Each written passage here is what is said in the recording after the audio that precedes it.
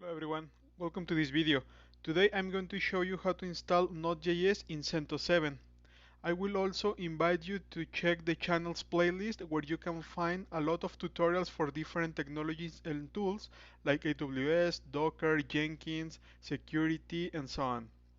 Okay, let's install the Node.js. First, we are going to download the repository from this URL rpm-nodesource.com. As you can see here, the setup is the version 10, but this is deprecated already. So if I hit this one, I will get a warning. And as you can see here, all the LTS versions that we can use are specified in a different endpoint.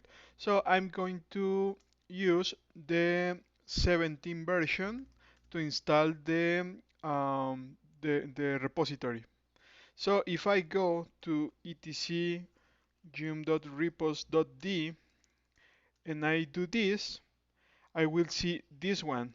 Node source is the new repo that I just installed. And then I can simply do this. You install Node.js and now the repository should be there. Well, this is from another repo that I have for Postgres. It will also update everything. And now, as you can see here, the package that will be installed is Node.js. And I'm going to say yes here to install it. Okay, it will add the fingerprint for the package. Okay, it's just installing. It's completed. So I can do this now. I have Node version 16. I can also check the npm version, which is 8.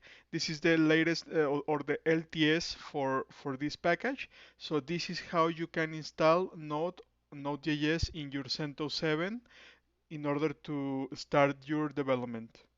This is all for this video. I hope you enjoy it. Please subscribe to the channel and let me know your comments. Thanks.